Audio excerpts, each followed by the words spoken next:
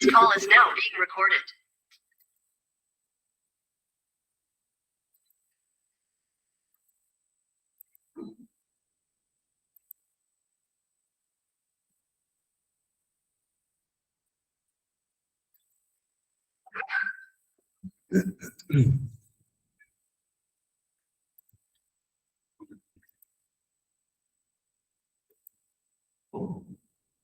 Bueno, ahora sí.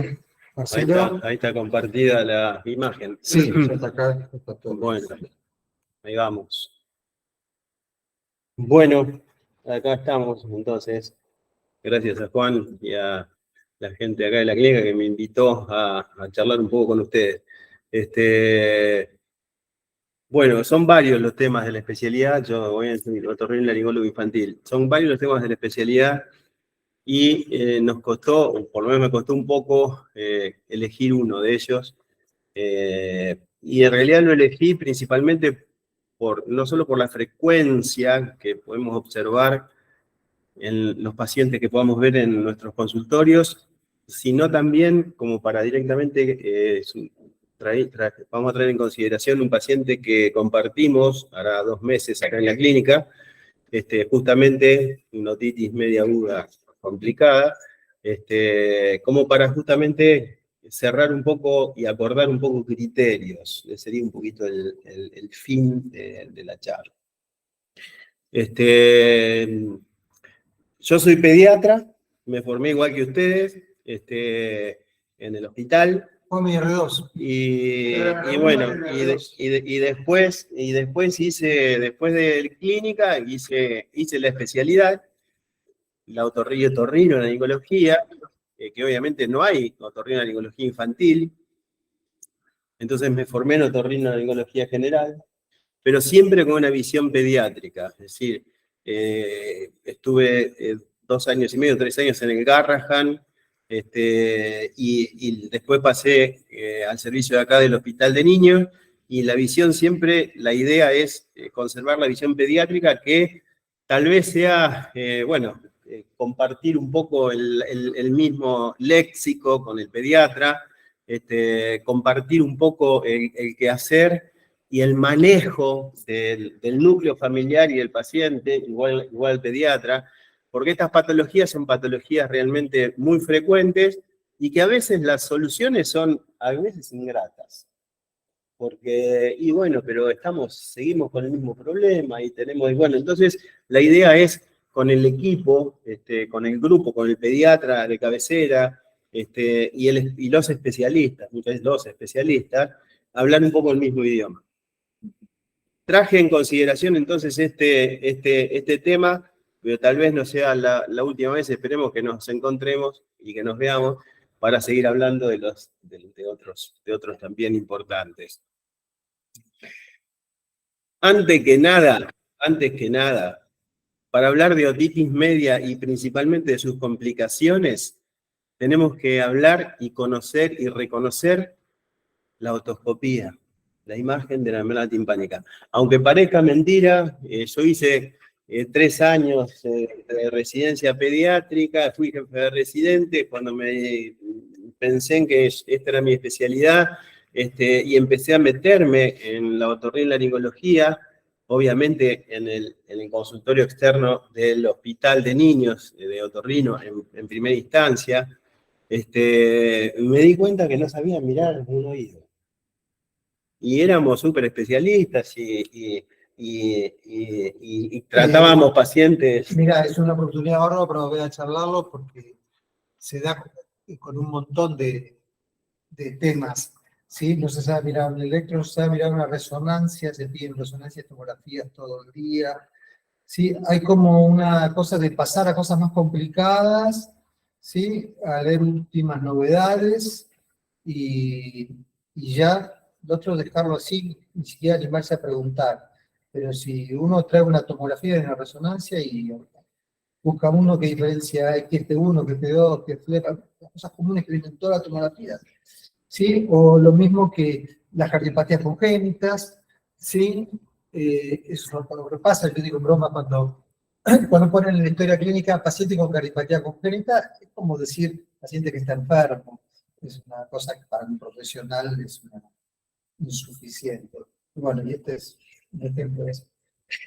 Entonces, vamos a repasar, aunque sea un poquito, como para ponernos ahí en consideración, de justamente que tenemos que hacernos amigos de un equipo, de un aparatito que tenemos que tener todos. Porque es muy frecuente que se diga, no, doctor, no me miraron en la guardia el oído del nene porque no había otoscopio. Esto es frecuente. Y entonces lo medicaron con amoxicilina, porque le dolía el oído. ¿Pero qué le vieron? Nada, no sabemos. Bueno, entonces, hacernos amigos de este instrumental, que es sencillo, que tenemos que tener todo, y principalmente hacernos amigos a lo que vamos a encontrar y que vamos a ver, cuál es la técnica, cuál es la forma de hacer la otoscopía y qué vamos a visualizar. En definitiva, esta es la membrana timpánica, una membrana timpánica normal, en donde ya todos conocemos que tiene una coloración blanco nacarada, semitransparente, donde vamos a visualizar ciertas estructuras sencillas y que tenemos que reconocer, porque si no las reconocemos no nos vamos a ubicar en lo que vamos a ir a encontrar y a buscar principalmente. En definitiva, son cosas sencillas. Vamos a ver lo que primero vamos a tener que ubicar es un reflejo lumínico que parte del umbus hacia la región anteroinferior. Ese reflejo lumínico que se llama triángulo luminoso, ¿sí? Que por la posición, la postura de la membrana timpánica nos va a reflejar el haz lumínico que nosotros hacemos con el otoscopio y nos va a dar justamente esta posibilidad de ir reconociendo ya estructuras. Tal vez ese sea el punto de partida y justamente donde nace ese triángulo luminoso, en el umbus timpánico, donde termina el mango de martillo, vamos a ir reconociendo también esa estructura que va de arriba para abajo, de atrás adelante, que es justamente el mango del martillo, justamente ese huesecillo, que es el huesecillo más externo de la cadena osicular, justamente nos va a hacer prominencia, lo vamos a observar, vamos a ir visualizándolo, y con su apófisis corta, en donde justamente termina hacia el sector superior. A su vez también, vamos a ir reconociendo otras estructuras un poquitito más complejas y para visualizarlas y observar, que son los ligamentos tímpano-maleolares anteriores y posteriores, y principalmente en un sector que es justamente el sector posterior y superior.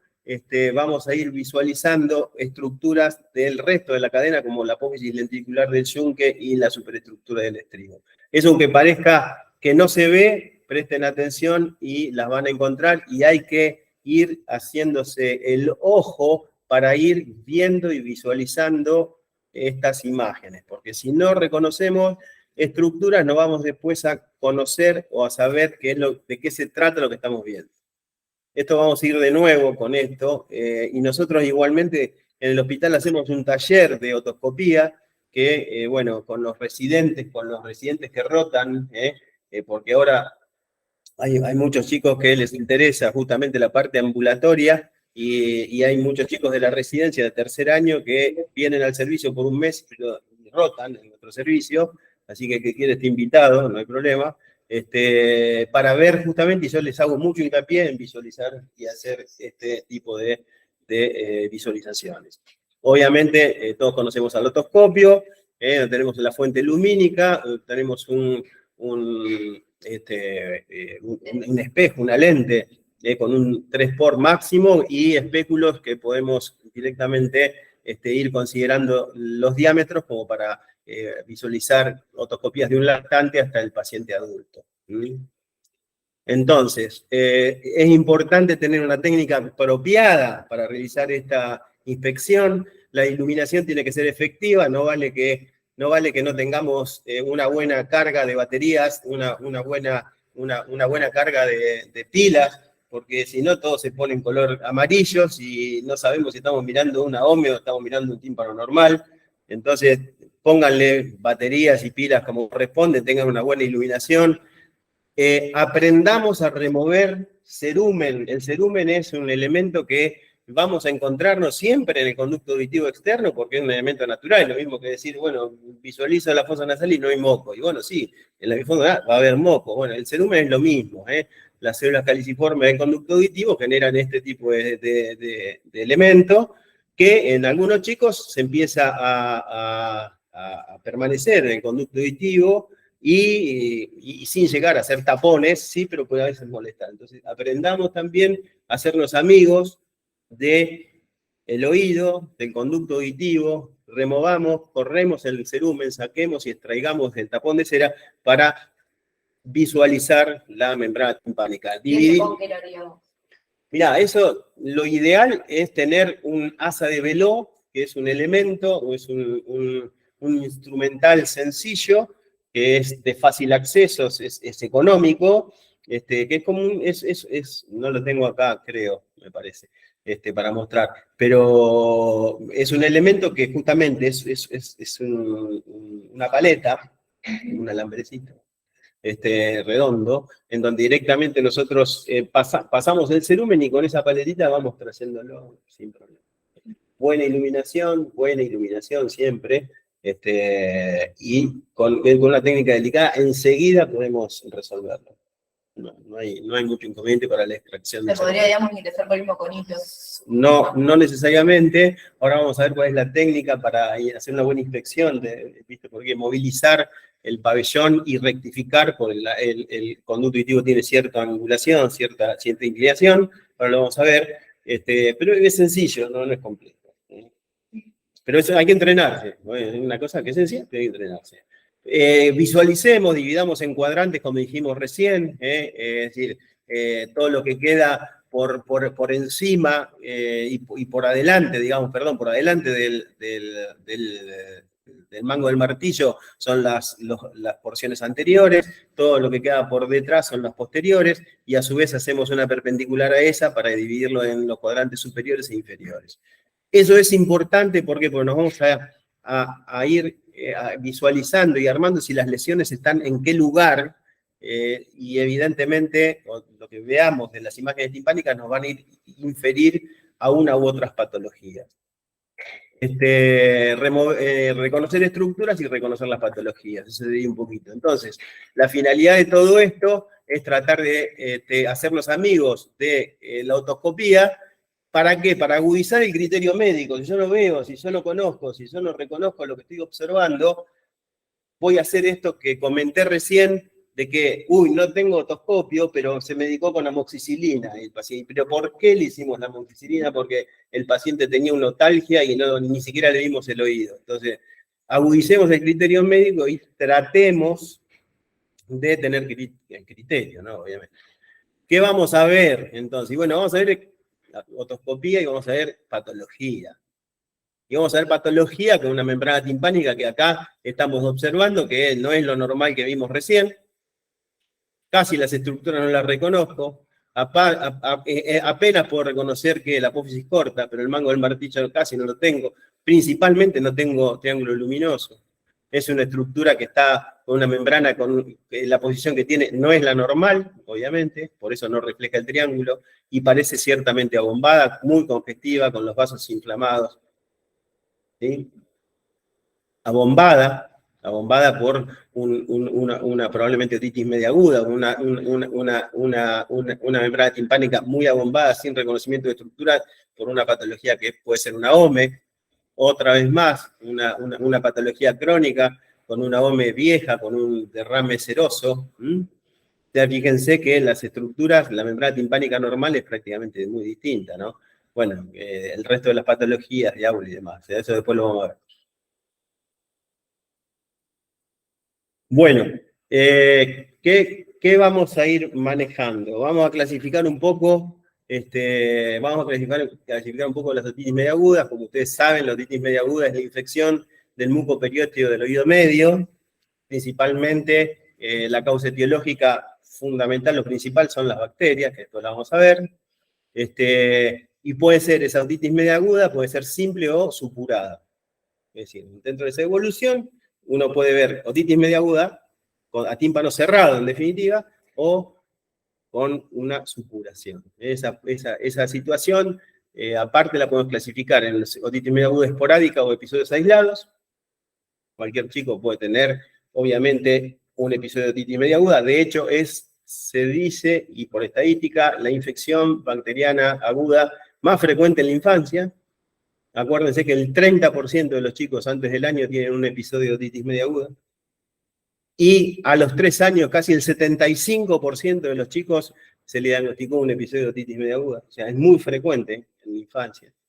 Esa otitis media aguda puede haber situaciones de repetición cuando se generan 4 episodios en 3 meses o 7 en un año. Otitis media aguda recurrente o a repetición. Y a su vez, dentro de lo que es el manejo de la otitis media aguda, podemos diferenciar un poquito en si es otitis media aguda. Podemos clasificarla en persistente o recidivante. Son cosas distintas. O sea, la otitis media aguda persistente es la que se diagnosticó otitis media aguda y antes de los 7 días de finalizar el tratamiento tiene otro episodio. Esto se ve. Habitualmente es probable que el germen sea el mismo que estuvo causando el episodio agudo, pero no le dimos con el antibiótico, de acuerdo a que, o porque no hubo adhesión al tratamiento, o porque el antibiótico que elegimos no haya sido el correcto. O la otitis media recidivante, que es la que dijimos recién, o sea, son episodios que se generan después de finalizar el tratamiento, después de los 7 días de finalizar el tratamiento, y pueden ser recurrentes si son 3 episodios en 4 meses o 7 en un año. Esta condición inflamatoria, infecciosa inflamatoria del oído medio, puede y habitualmente genera de que después de hecho el tratamiento médico y completado en tiempo y forma, ese oído medio pueda quedar con exudado. Entonces nosotros vamos a ir controlando y la imagen timpánica no va a normalizarse en forma inmediata. Vamos a ir observando de que ese oído tal vez tenga derrame o haya quedado con una colección, un exudado en el oído medio, que lo habitual y normal puede pasar de que durante 3 meses posteriores al episodio puede quedar no ventilado en forma total. Puede haber algo de muerte. Eso hay que controlarlo y hay que observarlo porque justamente la llave o la llave de la puerta de acceso a los episodios de recurrencia es que este exudado no termine de absorberse. Entonces el oído medio empieza a generar metaplasia en lo que es la mucosa de las células que componen el oído medio, de la mucosa del oído medio, y esa mucosa de oído medio es secretante, empieza a secretar, empieza a haber humedad, y ahí empezamos con las problemáticas. Infecciones, cuadros de la vía aérea superior, de nuevo se mete un germen, bacterias, se mete un germen. Bah. Marcelo, una pregunta. Esas otitis media aguda que vos estás mencionando, ¿las ves per se o generalmente complicando la infección viral de la vía aérea superior? Porque nosotros muchos años repetimos que la otitis media era la primera complicación del catarro. Sí. El punto sería, eso tal vez en el tratamiento, eso después lo vamos a ver.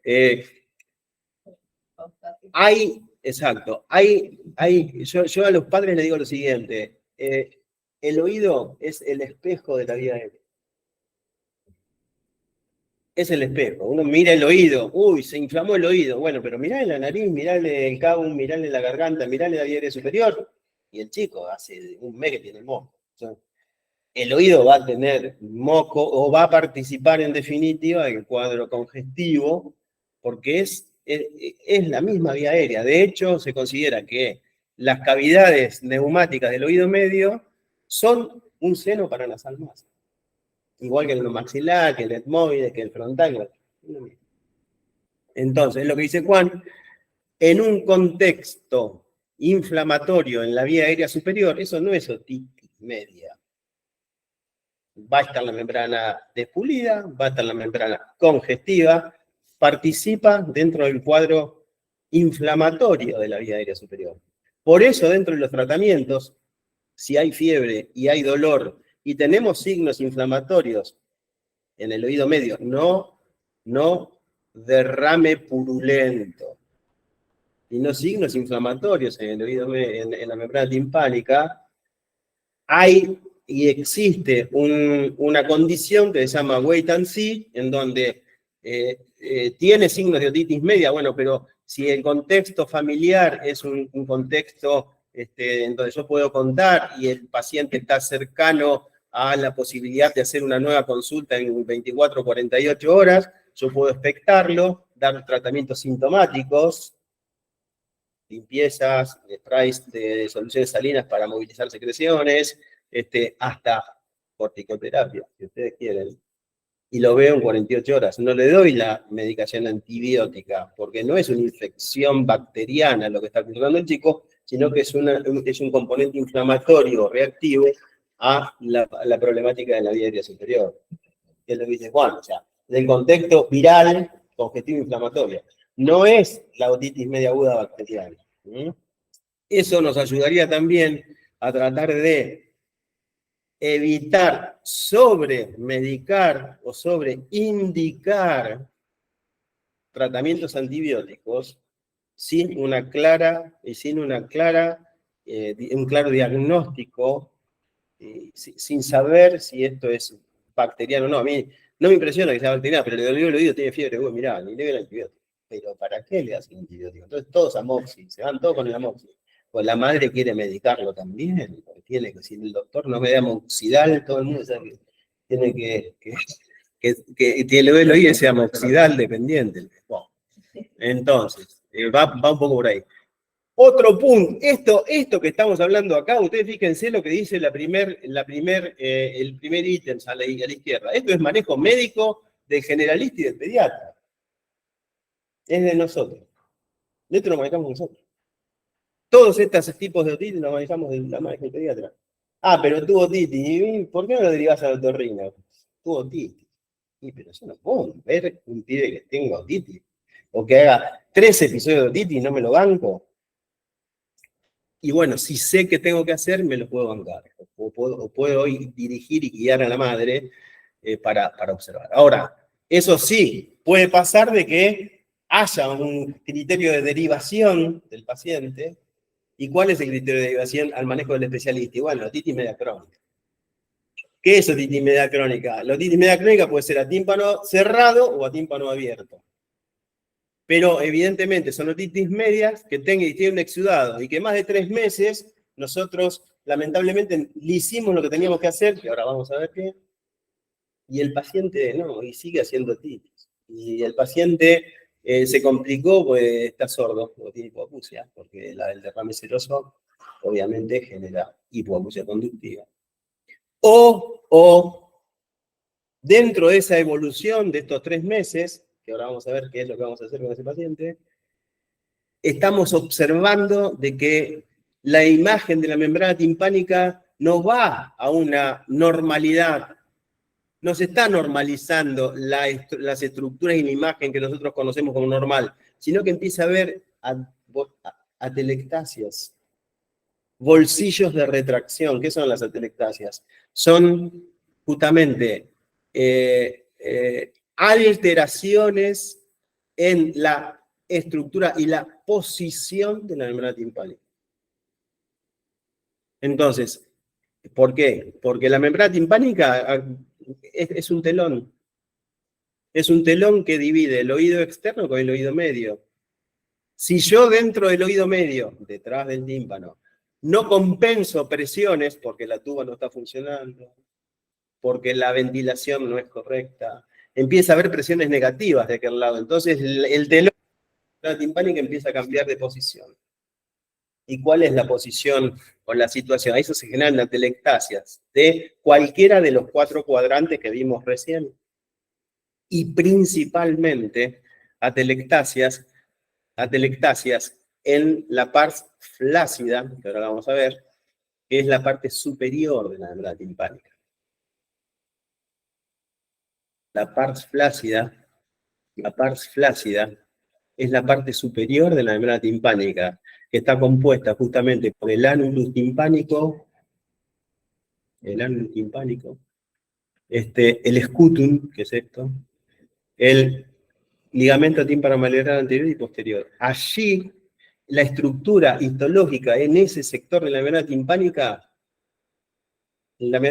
tiene, histológicamente tiene 3 capas, una externa, una interna y una media que es elástica.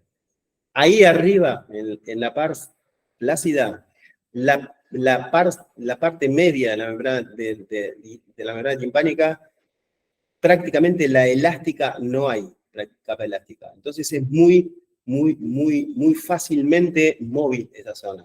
No tengo capa elástica, histológicamente normal es así. Y bueno, y entonces, si yo tengo alteraciones en la presión del oído medio, ese sector es el que tal vez primero empiece a retraerse. Eso se llaman bolsillos de retracción. Si directamente retraigo el resto de la pars tensa, que es esta, pars tensa, hay atelectasias. En los distintos cuadrantes. Entonces, atelectasias o bolsillos de retracción, esos son justamente criterios de derivación, y obviamente cuando directamente hay perforaciones timpánicas, sin duda. El paciente hizo la otitis media supurada, repitió la otitis media supurada, lo controló de nuevo, che, esto no se está cicatrizando, no se repitelizó, y quedó perforada la membrana timpánica, que es una de las evoluciones de la otitis media aguda recurrente. Y, o, lo peor, colesteatomas.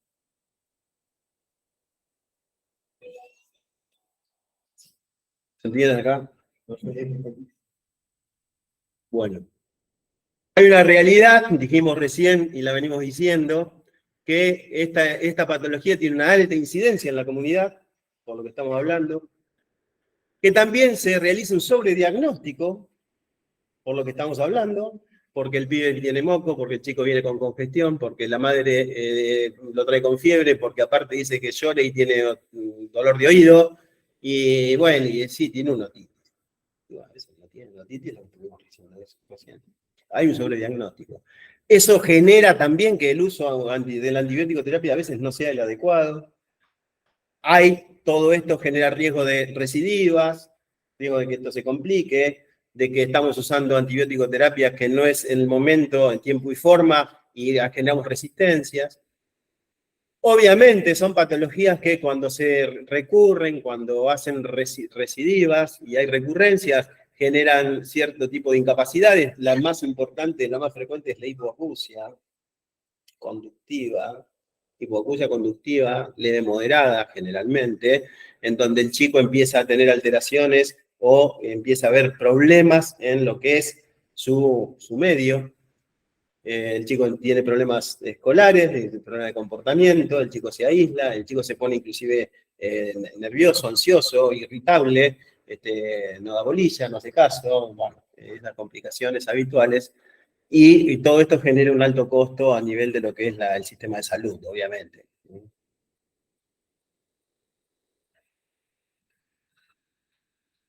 Dentro de lo que son las complicaciones de la otitis media aguda, un poquito vamos este era dirigido un poco la charla a esto, tenemos 2 tipos de grandes complicaciones de otitis media aguda. Acuérdense que el oído medio está justamente en relación a estructuras nobles del organismo, principalmente todo lo que es el sistema del equilibrio, oído interno, todo lo que es intracraneal, estructuras de encéfalo, meninges y demás, grandes vasos, trombosis de grandes vasos. Entonces, las complicaciones extracraneales son la otitis media recurrente, las atelectasias timpánicas con los bolsillos de retracción, las mastoiditis, la parálisis facial, la laberintitis, la petrositis o las sorderas. Y dentro de lo que son las intracraneales, las complicaciones son las meningoencefalitis o meningitis, los abscesos cerebrales o cerebelosos, las tromboflebitis, principalmente del seno lateral. Dijimos que la otitis media recurrente son 3 episodios en 4 meses, 7 en un año, y esta patología es la puerta de entrada a la patología crónica del oído medio. O sea, todo paciente que empieza a hacer otitis media y recurre, muy probablemente, si no lo tratamos, si no lo llevamos, probablemente termine en complicaciones crónicas o patologías crónicas del oído medio. Esa otitis media aguda recurrente es compleja,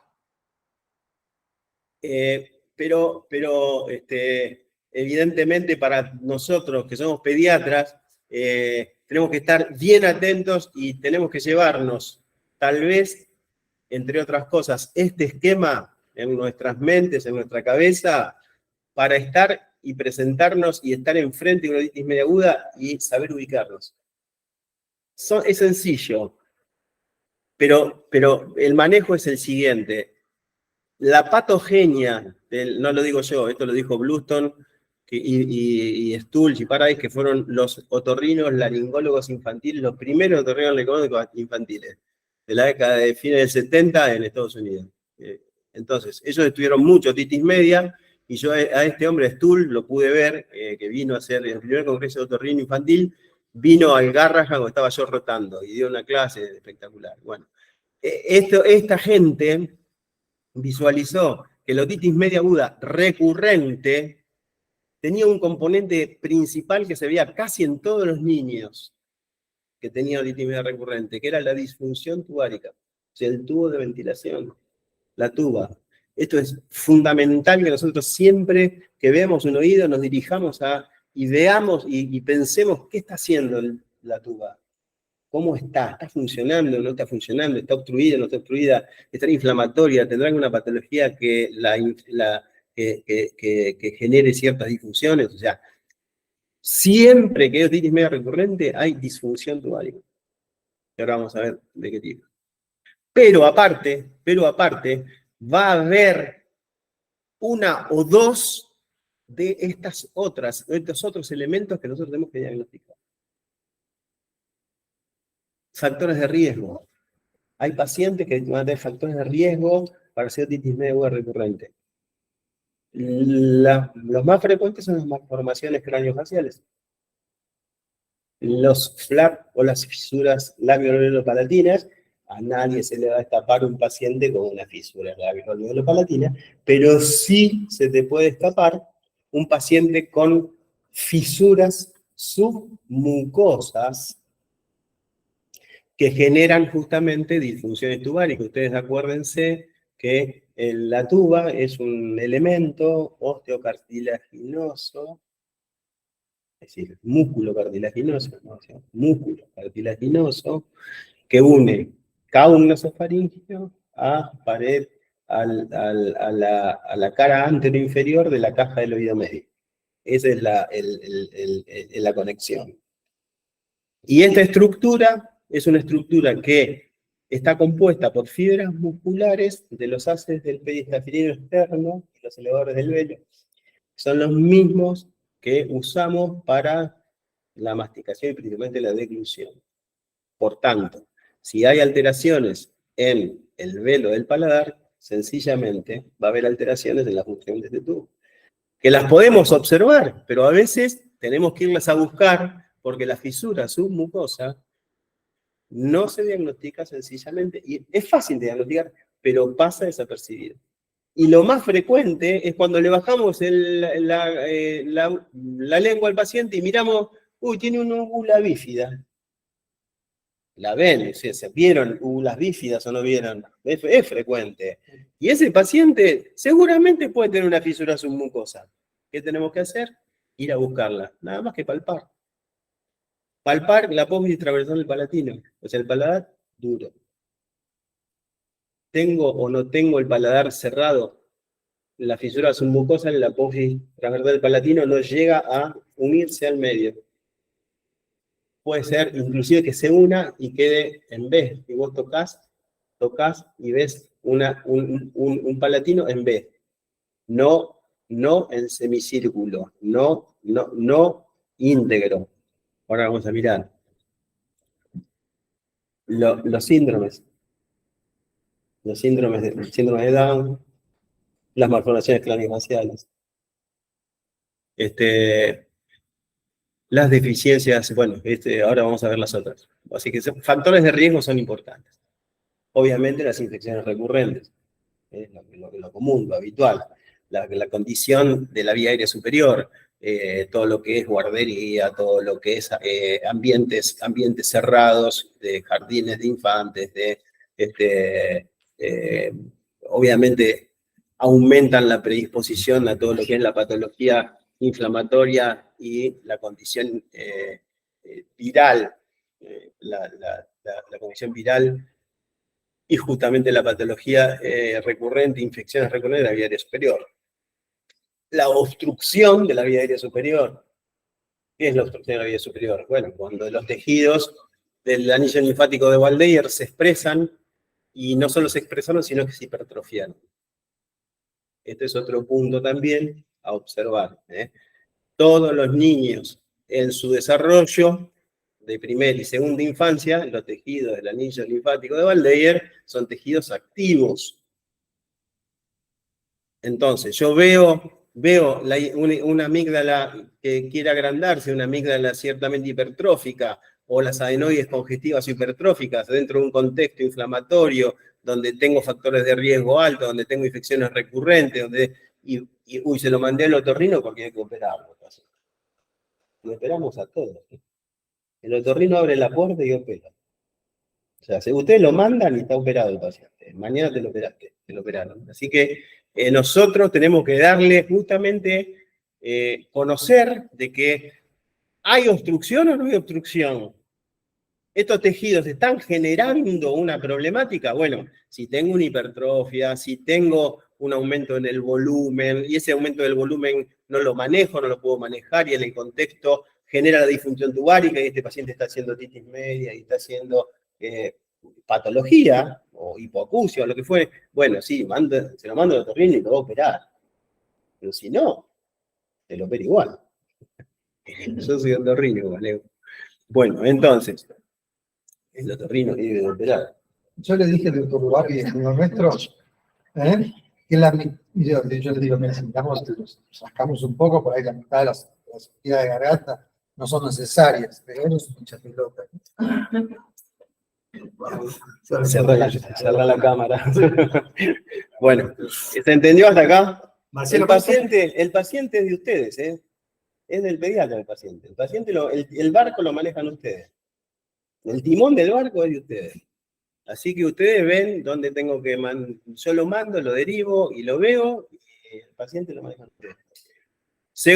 Otro, reflujo gastroesofágico. Otro factor también importante. ¿Por qué? Porque el reflujo gastroesofágico, ¿qué genera? Genera de que el reflujo ácido hasta inclusive llega a la rinofarinx. Y está estudiado eso. Y es más, y está estudiado que nosotros con Ben, ¿verdad? Hemos hecho un estudio que después te cuento, al final fue como todo en el país. Hicimos 2 años, recolectamos muestras, funciones de oído medio, aspirábamos del oído medio del derrame crónico para diagnosticar esto, el reflujo. Entonces, porque Ben tenía en Buenos Aires, había gente que dosaba pepsinógeno en derrame de oído medio. Entonces dijimos, como habíamos leído de que esto era así, y entonces empezamos a juntar, ¿viste? Derrame de oído medio, dale. Entonces él los dormía, muchas veces los pacientes, va a hacer la endoscopía por reflujo. Yo iba, los pulsaba. O los pacientes míos que les iba a poner diablos, y pum. Entonces juntamos como 30 pacientes, ¿viste? 40. Y los dejamos en una oportunidad y en un freezer del hospital. Y hoy las muestras se perdieron. Marcelo, te hago 2 preguntas. No pudimos hacer nada, yo me quería matar. Se perdieron las muestras, no sabés lo que es. No. Así que nos quedamos sin dosar pepsinógeno en derrame en oído medio. Y no se puede hacer. Marcelo, te hago 2 preguntas. Uno, ¿está bien el concepto de empatía serosa? Sí. Y segundo, ¿cuándo está indicada la biometría a ese paciente? Sí. Yo la audiometría la indico cuando veo otoscopía de derrame seroso en oído medio, que no tenga, obviamente, que haya quedado después de los episodios agudos recurrentes. Entonces, derrame seroso en oído medio es evaluación de audición. Obviamente, a veces la madre inclusive no se da cuenta que el chico puede tener o no puede tener trastornos de audición, porque o puede ser muy reciente todo, o porque todavía el chico sigue bien en la escuela, pero lo que pasa es que sí, están con los dispositivos, están a todo volumen, y están mirando televisión a todo volumen, y bueno, pero los chicos viven en un ambiente ruidoso. Y el colegio y la escuela, la maestra habla, que gritan todos, y entonces no es, a veces las madres vienen con consultas de que el chico no escucha, pero muchas veces tampoco se dan mucha cuenta. Entonces, vos en el contexto, vos ves un derrame o un oído con derrame seroso y le pedís la impedancia y la audiometría, las dos. Entonces, reflujo gastroesofágico, diagnosticado, seriamente diagnosticado, puede justamente ser causa de otitis media con derrame o con efusión. Dijimos que no es fácil pediátricamente, no es fácil, les pasará a todos, diagnosticar ciertamente el reflujo gastroesofágico. Es engorroso. Clínicamente no es fácil. Uno tiene signos indirectos, y bueno, ¿y cómo duerme? ¿Se despierta en la noche? ¿Toma agua? Hay datos que tal vez sean sugestivos, de decir, este paciente debe tener un reflujo. Pero, ¿y qué hacemos? O sea, cuando tenemos certeza de que pensamos de que el paciente tiene un reflujo, y tal vez lo mandamos al gastroenterólogo y digo, pH-metría. La sonda, pH-metría, todo el diagnóstico del reflujo. Bueno, empíricamente, un grupo de gastroenterólogos que nos juntamos con ellos, y empíricamente, estos pacientes, si no, a veces no podemos hacer la impedanciometría. Entonces, si lo medicamos empíricamente 3 meses con un antiácido, entonces omeprazol, algunos se ligan a omeprazol para tratar lo que muchos les hacemos fibroscopías para ver si hay signos indirectos de reflujo en la hipofaringe, en la supraglotis, que a veces vemos irritaciones o congestión de aritenoides, vemos que la base de la lengua, a veces las amígdalas linguales están congestivas, son signos indirectos. Entonces no podemos hacer la impedanciometría y bueno, medicamos, nos ayuda. Pero no es fácil el diagnóstico del reflujo gastroesofágico, no es fácil. Pero está dentro de estas consideraciones. La patología inmunológica. La más frecuente que nosotros vemos, la deficiencia de IgA. Esa es la patología inmunológica más frecuente que vemos que generen este tipo de situaciones. Entonces, donde el paciente justamente tiene que infecciones recurrentes, congestiones, cuadros en la vía aérea superior, puede haber obstrucción o no. Entonces, todo paciente que tiene otitis media recurrente con derrame timpánico o derrame seroso en oído medio, es importante tener un screening básico inmunológico básico. Las alergias, otro tema conflictivo, pediátricamente conflictivo, pero están descritas y sabemos que las alergias a la proteína de la leche de vaca, que creo que es la única alergia demostrable en pediatría, Juan, vos me dirás lo contrario, es causa de inflamaciones, infecciones o situaciones irritativas de la vía aérea superior y justamente potencial derrame de oído medio, o que ese derrame en definitiva se instale y no se ve. Bueno. Entonces, esto, si ustedes reconocen y se arman de esta manera la otitis media aguda recurrente no es un cuco y les va a ir bien. Les va a ir bien y van a poder diagnosticarla y hacer un seguimiento. La trompa de Eustaquio, que recién vimos cómo es, la trompa de Eustaquio tiene un desarrollo, siempre le digo a los padres, yo cuando vienen con otitis media recurrente, que les preocupa muchísimo, los chicos supuran, me tomo 10 minutos en el consultorio y mucho hablo de esto, mucho. Y ustedes tienen que hablarle también de esto. El niño, como pediatra nosotros, ¿qué es lo que estamos controlando? El desarrollo. Estamos chequeando de si el desarrollo de este paciente se cumple y completa en tiempo y forma. Esta es nuestra función, en definitiva.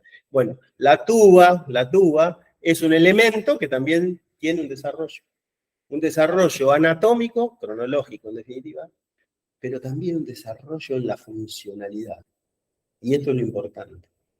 El desarrollo anatómico es este, o sea, fíjense que el lactante, ¿cómo es la tuba? Ahí está, casi rectificada, es recta, corta y ancha. ¿Qué quiere decir eso? Que las estructuras del oído medio y del caudo nasofaríngeo están cerquita y relacionadas por esa tuba que es ancha, corta y recta.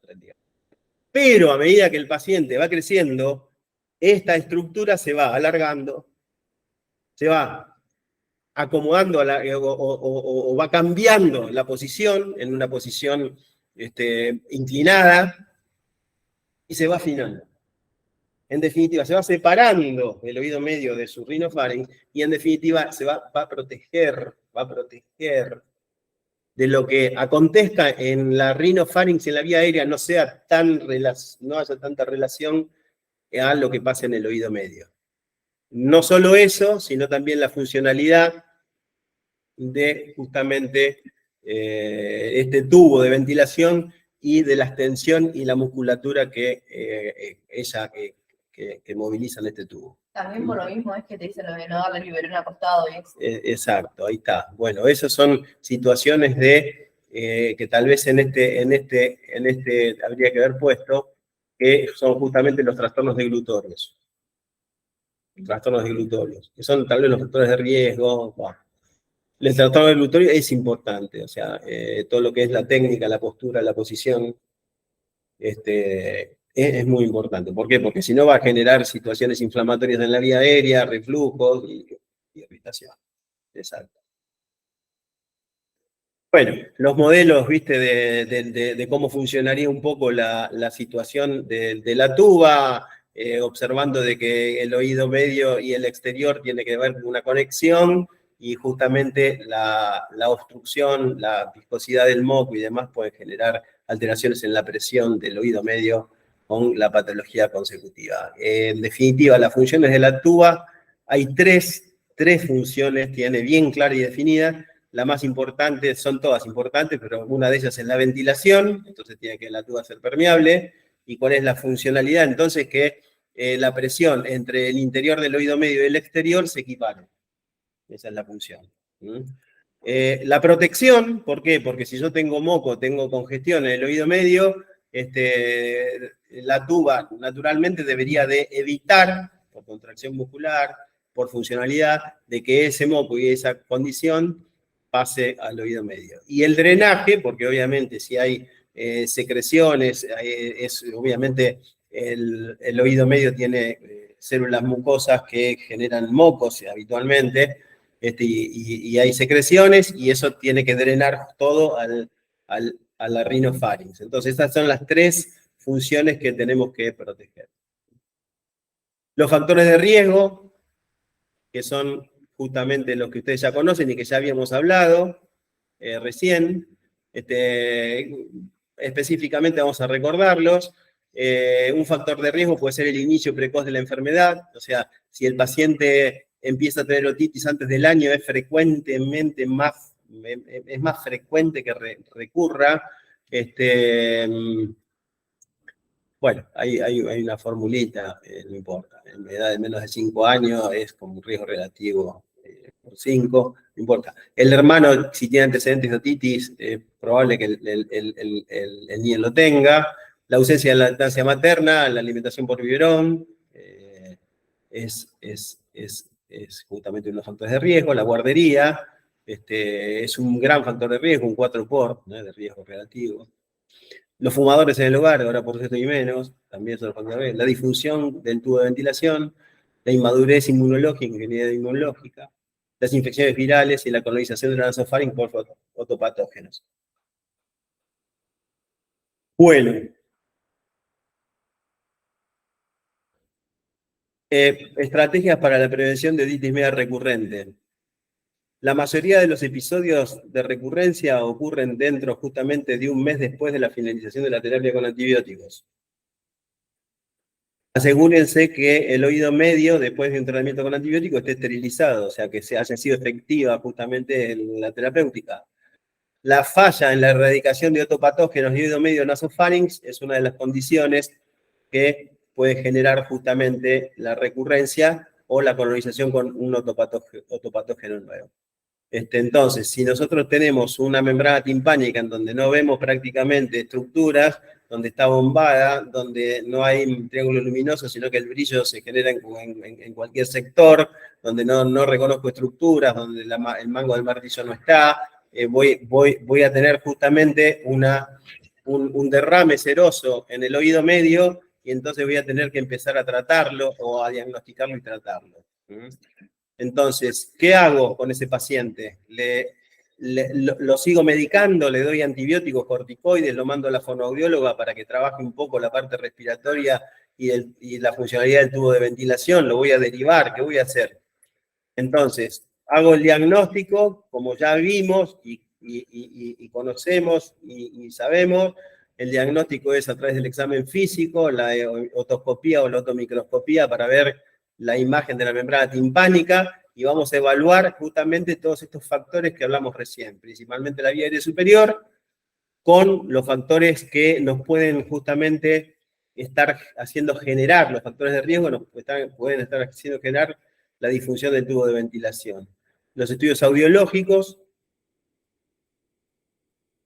Exploramos el conducto auditivo, esto es lo que decía, lo que comentaba recién, en el lactante, como está rectificado, casi tiene una posición para rectificar el conducto, tironeamos justamente del mismo eje del conducto auditivo y rectificamos el conducto auditivo externo. En cambio, en el adulto, tenés que tironear de arriba y atrás el lóbulo de la oreja, porque la inclinación es de afuera hacia adentro y de abajo hacia arriba. Hacemos la inspección, hacemos la otoscopía, visualizamos el aspecto en color, la posición, la movilidad de la membrana timpánica. Digo movilidad porque a veces lo que nosotros hacemos es hacer la maniobra de Valsalvas al paciente para ver si hay ventilación o movilidad de la membrana timpánica y si está el triángulo luminoso o no en el lugar que tiene que estar. Nos tratamos de ubicar, hacemos una otomicroscopía en caso de que nos queden dificultades y visualizar bien las estructuras. Valoramos la vía aérea, ¿cómo la valoramos? Para chequear qué es lo que está pasando en esa vía aérea con una placa simple de Kaun, ver que el Kaun nasofaringio, si hay ocupación por adenoides, cómo está la vía aérea en cuanto a su permeabilidad.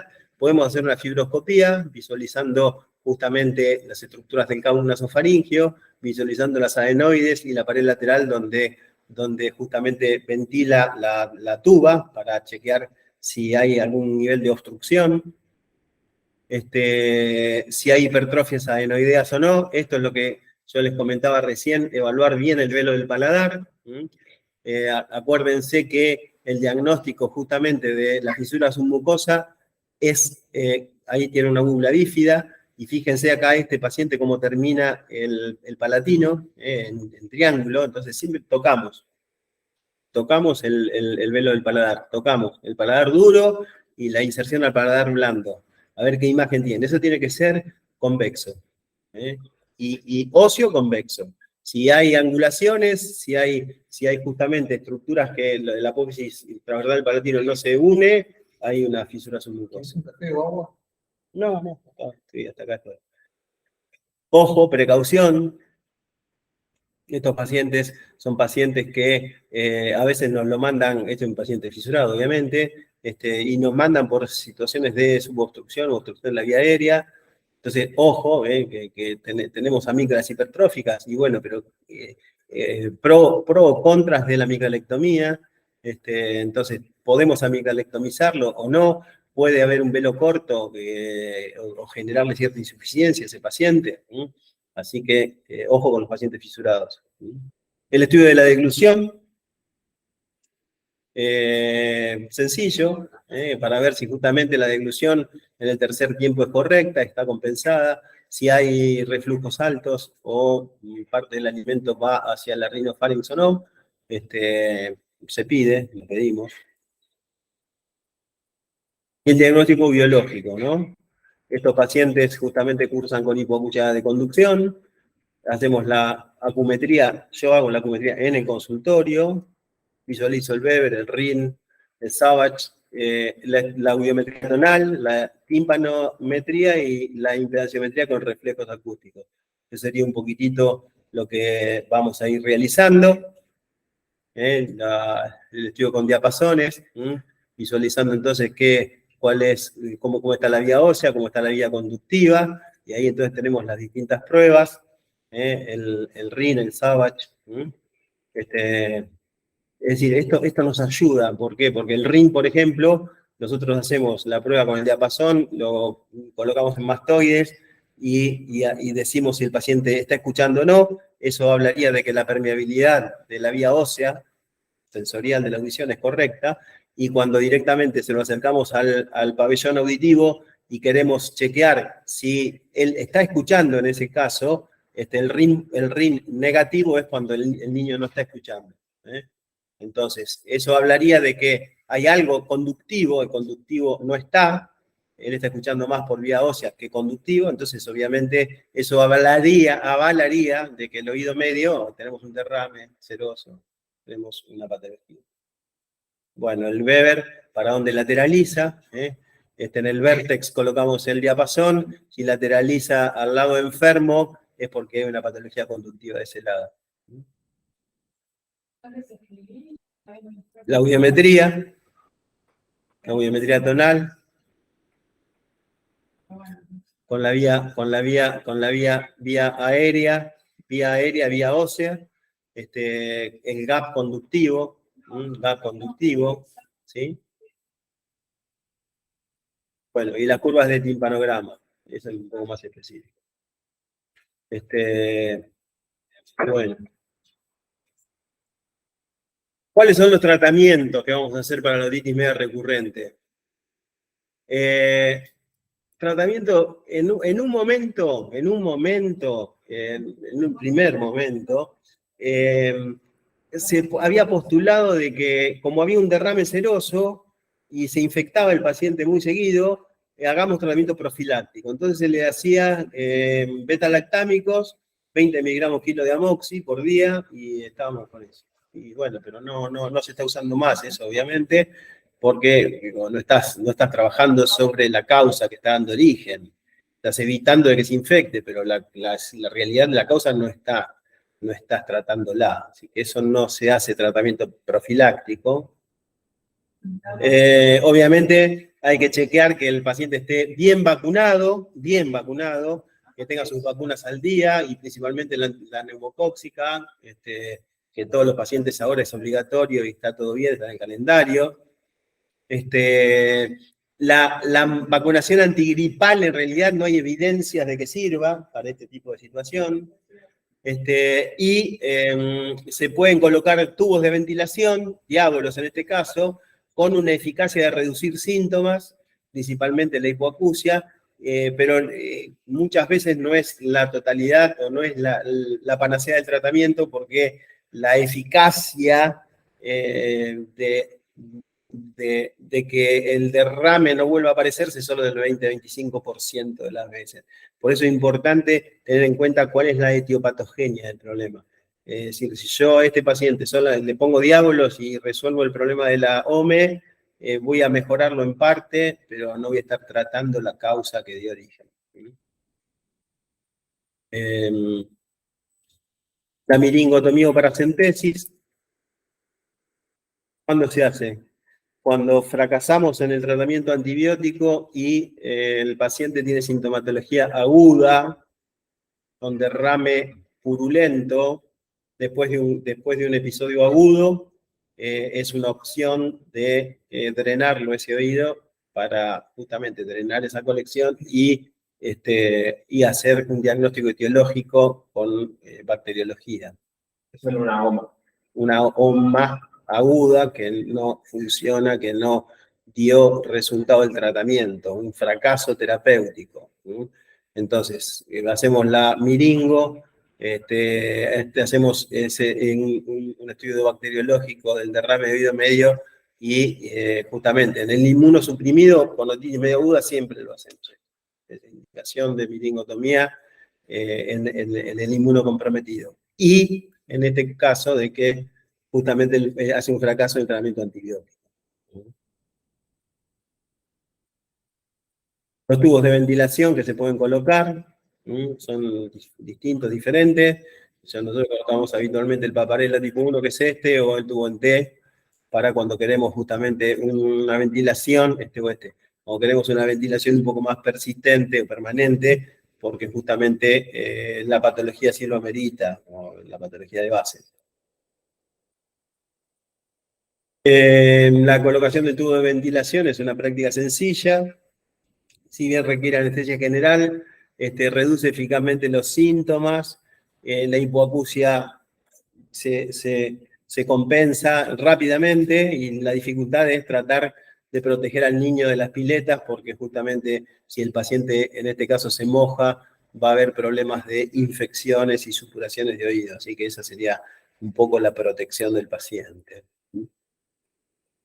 Con el diablo, ¿qué conseguís fundamentalmente? Equiparar la presión. Claro, drenar el derrame del oído medio y equiparar las presiones del exterior al interior. Pero si tienes enferma la trompa, va a seguir igual. Exacto. Entonces, si vos... Exacto. Los diablos van colocados, ahí van, ¿ves? En los cuadrantes anteriores, superior, o este es el cuadrante.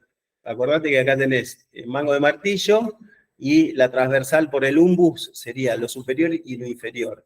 Esto es anterior, superior, anterior, inferior. Posterior, superior. Acá está la cadena, la cadena osicular, hay que tener cuidado. Y el posterior e inferior. Nosotros preferimos los anteriores y si podemos principalmente los superiores, anterior y superior. Esos quedan más tiempo ahí. ¿Eso lo colocamos con anestesia general? Sí, ¿no? siempre con anestesia. Sí, en chicos sí, con anestesia general. El adulto por ahí no. Con los chicos de anestesia general. Sí. ¿Y cuánto duramos? ¿Hay que retirarlo o...? Términos medios, el tubo, como todo cuerpo extraño, obviamente, el epitelio de la membrana timpánica va cambiando, es decir, es un tejido activo. Entonces, el tubo habitualmente migra hacia el exterior, hacia los lados y se cae. El tímpano lo expulsa. En general, duran 6 meses, en general, pero igual es muy variable. Pueden durar un mes o un año. Es muy variable. Pregunto por atrás, vino una madre que Es dijo muy que como que son ditis, un nene que tenía el antecedente que le habían puesto el dedo y que hacía años que lo tenía. Bueno. Lo que pasa es que a medida que más pasa el tiempo, una de las complicaciones del tubo de ventilación es la perforación timpánica crónica. Entonces, a medida que pasa el tiempo, en la membrana timpánica no genera ese proceso de migración, sino que fibrosa y genera un anillo fibroso alrededor de ese tubo. Cuando vos lo sacás, quedó la perforación. Y a veces, bueno, tenés que hacer otro tipo de cirugía, que es una timpanoplastía. Entonces, diábolos, ¿cuándo se usan? En los itis media con efusión y hipoacusia conductiva. O sea, en los pacientes que habitualmente no terminan de drenar ese oído medio y cursan con hipoacusia. Yo específicamente les tengo respeto a los diábolos y los uso para justamente en chicos que tienen hipoacusia conductiva y que están en el colegio, en edad escolar. Que tengo poco tiempo como para directamente hacer otros tratamientos. Entonces, le colocás el tubo de ventilación, te asegurás de que ya no va a haber derrame, de que el oído va a estar, de estar ventilado, de que el paciente va a escuchar y va a tener una condición escolar buena, por lo menos no va a haber hipoacusia. Entonces eso nos ayuda a después seguir tratando los factores que dieron causa a ese derrame seroso.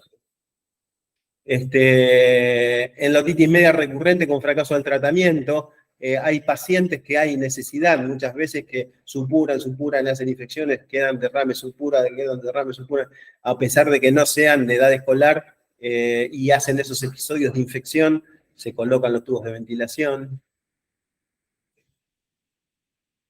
Cuando hay signos de retracción, de atelectasias o bolsillos de retracción, para compensar la ventilación, o cuando hay otitis medias complicadas, como por ejemplo pacientes que hacen otitis y parálisis facial, por ejemplo este bebé, por ejemplo. Es un bebé, un lactante, hizo la otitis media aguda y hizo la parálisis facial. El paciente miringotomía y diablo. Marcelo, lo nombraste al pasar en algún momento, pero uso de corticoides cuando. Ahí lo vemos, sí. Ahí estamos. Adenoidectomía, amigdalectomía en relación a la otitis media, hay mucho escrito, mucho escrito. Es más, la adenoidectomía y o amigdaloadenoidectomía se postula cuando justamente una de las causas de la otitis media recurrente es el derrame seroso, producto de la obstrucción de la vía aérea superior. Pero hay escuelas que, a pesar de que no haya hipertrofias adenoideas evidentes o amigdalinas evidentes, si colocan tubos de ventilación, igualmente hacen la adenoamigdalectomía. Entonces, hay mucho escrito sobre esto y en realidad la estadística no habla ni que esté bien ni que esté mal. Entonces, cada una de las escuelas, cuando pone diábolos, hace la adenoidectomía o la adenoidectomía y amigdalectomía juntas. Yo cuando pongo diábolos siempre hago adenoidectomía si es que el paciente previamente no está adenoidectomizado. Yo hago adenoidectomía y coloco diábolos. Bueno, ahí están los sustentos. ¿Cuándo se extrae? ¿Cuándo se extrae el tubo de ventilación? Depende un poco del trabajo de la función de la tuba, si se reducó o no se reducó la tuba, o si la patología que dio alteración en la función está resuelta. Tenemos que controlar si es unilateral el estado del oído contralateral. Habitualmente, por historia natural, después de los 6 años, justamente hay cierta condición de declinación, de mejoría, y el tiempo de la permanencia habitualmente del tubo es, no lo dejamos mucho más de un año, lo tratamos de sacar. Bueno, las complicaciones que dijimos de los usos de los tubos, principalmente las membranas timpánicas cicatrizales o las perforaciones. Ahí estamos. Bueno, y vamos a hablar un poquito de complicaciones de otitis media, que un poco venimos a eso, en donde directamente una de las causas, y que vamos a traer ahora en consideración un paciente que tuvimos acá en conjunto, para terminar, con una mastoiditis. Una de las complicaciones entonces de la otitis media aguda es la mastoiditis. La mastoiditis es el compromiso del mucoperiósteo, del oído medio, que no queda circunscripto en el oído medio, sino que pasa a otras cavidades, también del oído medio, como el antromastoideo, y en distintas medidas genera exteriorización, osteitis, es muy frecuente en lactantes, en menores de 18 meses, y habitualmente tienen causas bacterianas. La sintomatología y la clínica es bastante clara. Hay un contexto de otitis media aguda previa, que pudo haber o no estado diagnosticada y medicada, pero que la madre observa que la orejita del niño cambia de posición a expensas de una tumoración retroaural, y la tumoración retroaural es bien localizable en el área de proyección del antro mastoideo. O sea, el antro mastoideo está en el techo, ustedes fíjense siempre, conducto auditivo externo, hagan una línea de proyección hacia atrás, de ahí para arriba, ahí está el antro mastoideo. ¿Por qué digo esto? Porque muchas veces en verano las consultas son por esta problemática, porque hay situaciones de tumoración, dolor retroaural, mastoiditis. Y no son mastoiditis, hay celulitis del conducto auditivo externo, productos de otitis de pileta, mal curadas, que parecen mastoiditis, pero realmente son celulitis. El diagnóstico es bastante, tal vez, fino, pero inclusive nosotros podemos darnos cuenta porque tiene signos de otitis externa el paciente, pero aparte de eso, la tumefacción es baja. Es baja. Marcelo, Esto es alta. para que se produzca la mastoiditis se requiere que esté ya neumatizado la mastoides. Claro, exacto. O sea que a partir de Exacto. Exacto, eso es una buena pregunta. En realidad, las estructuras neumáticas del oído medio se desarrollan a medida que pasa cronológicamente el tiempo. El lactante, el niño lactante, hasta 18 meses, las cavidades de las mastoides son escasas. Las celdas mastoides son escasas. Entonces, ese paciente tiene un antro amplio. Es la cavidad ventilada cercana al oído medio más amplia, es el antro mastoide. Tal vez sea un error semántico hablar de este paciente lactante, decirle que es una mastoiditis. Tal vez es un error semántico, porque sabemos que la cavidad mastoidea es poco neumatizada en este caso. Después se va a desarrollar, después va a ventilar, y la mastoides, en definitiva, ventila siempre y cuando la tuba trabaje bien, hasta los 8 o 10 años. ¿Sí? Pero el lactante prácticamente mastoides no tiene. De hecho, si vemos acá la tomografía, este es el antromastoide, y prácticamente acá mastoides no tiene. ¿Sí? Y acá tenemos justamente la problemática. Bueno, entonces, tal vez semánticamente esto debería de reconocerse como otoantritis, la famosa otoantritis. ¿Sí? Esa sería, digamos, lo etimológico, o para ser bien precisos de qué es lo que se está inflamando. Otoantritis. Oído medio, que el muco periósteo no terminó de circunscribir el proceso inflamatorio, sino que fue a las cavidades mías cercanas al oído. El antro. Entonces, otoantritis. Entonces, otoscopía, inspección, otoscopía, tomografía, simple. Ahí estamos, gran colección, tabla externa osteítica. ¿Qué hacemos?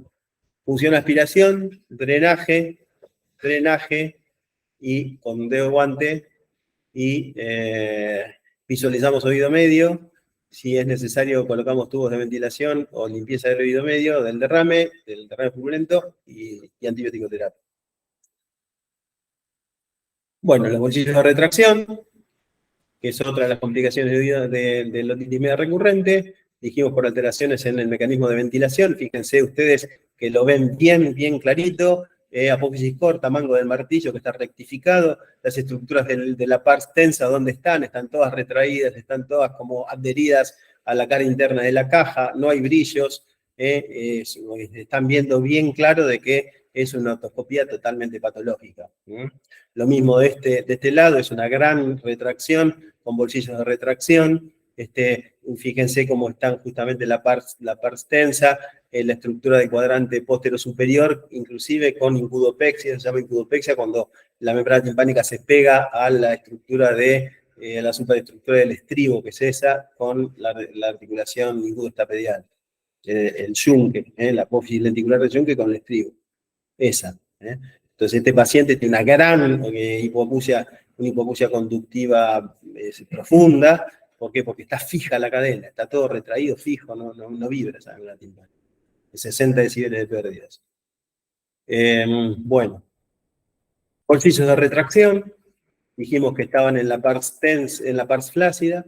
Los bolsillos entonces son umbilicaciones de la misma membrana timpánica por presiones en lo que es el ático, el antromastoideo, presiones negativas, distintos grados, bolsillo de retracción inocente, pero ahí empieza a haber un cuello y una bolsa, un saco y un colesteatoma. Estos son justamente cuando empieza a haber humedad, descamación y descamación de epidérmica, ahí empieza a haber descamación epidérmica y el inicio del colesteatoma, que son todas patologías quirúrgicas.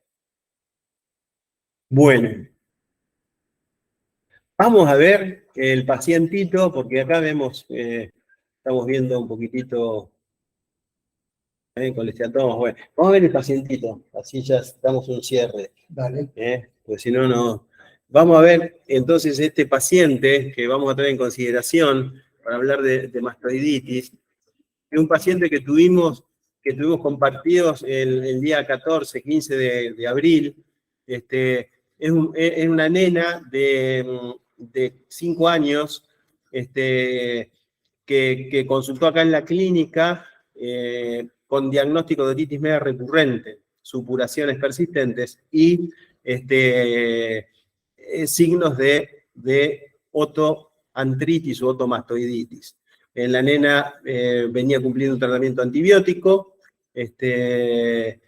y bueno, tenía justamente una flogosis retroaural importante con un tratamiento antibiótico que había fracasado. Como antecedente de esa nena tenía una cirugía hacía 1 año y medio de una adenoamigdalectomía. Entonces, el paciente ingresa acá a la clínica, se le pide una tomografía axial computada, que ahora Juan me va a decir cómo puedo verla. Que podemos mirarla entonces. Sí, nos debe por tener acá, acá, me parece, o acá. En esta era, ¿no? Esa era. A ver acá en este. Bueno. El ovillano donde debe quedar.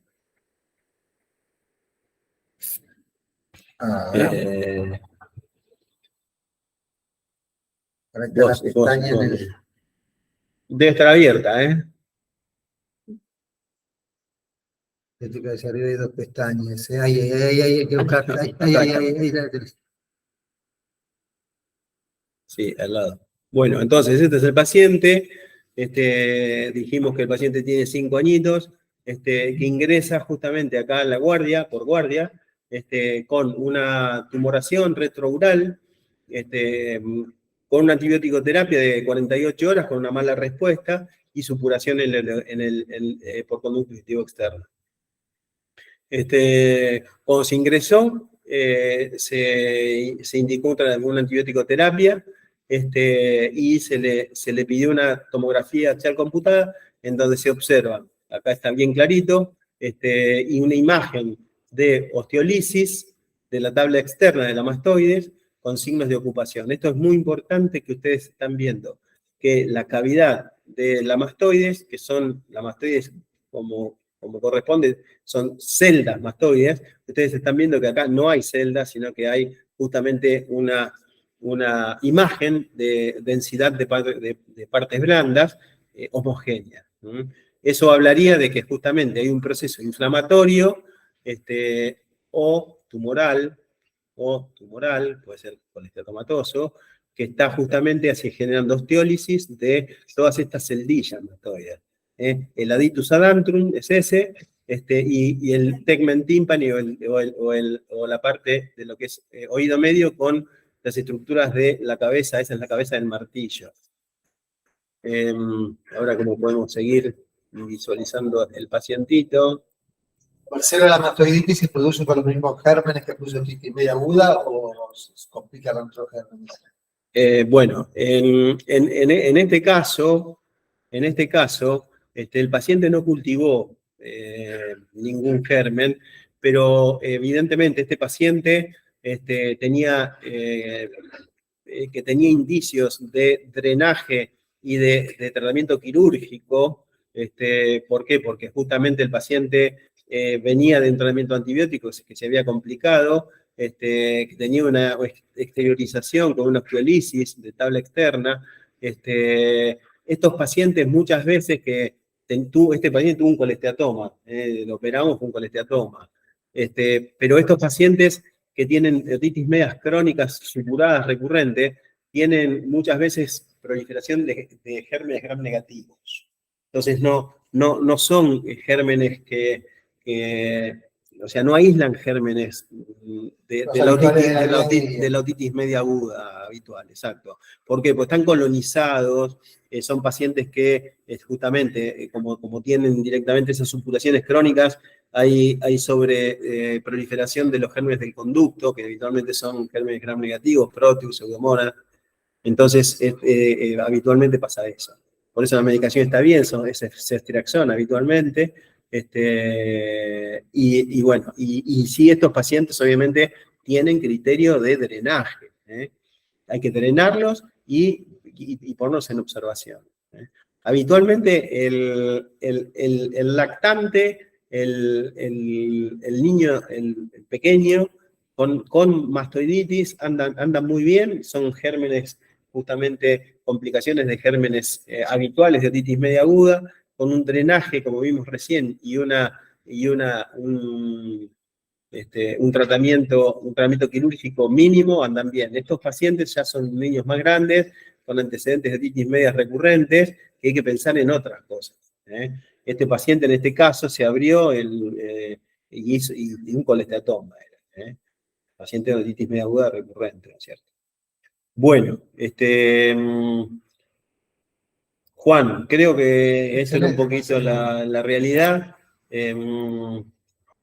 Me comprometo, si quieren, pues son temas que por ahí son un poco largos, pero están buenos para recordar. Y hay otros temas a tratar, a observar. Todo lo que es la parte de hipertrofias adenomigdalinas con SAOS, el SAOS famoso, que es importante. Todo el manejo de todo lo que es las zonas urgencias de Torrino, que esto lo vemos en La Guardia, con todo lo que es la patología de hasta los cuerpos extraños, ¿sí? Esto es lo frecuente. Dale, organizamos para más Así adelante. que me comprometo cuando vos desees. Sí, sí, organizamos adelante, está excelente y bueno, y son las complicaciones de la Ir manejando. Así que bueno, espero que les haya servido. Excelente. Bueno, gracias. Gracias, Marcelo. Bueno, ahí vamos. Bueno, Juan, mil gracias. No, gracias a vos. Bueno, ¿para qué? Yo lo que iba a preguntar era que nada, tocar si hay algún lugar, digamos, que esté bien explicado el tema de la audiometría y eso, los estudios complementarios, digamos.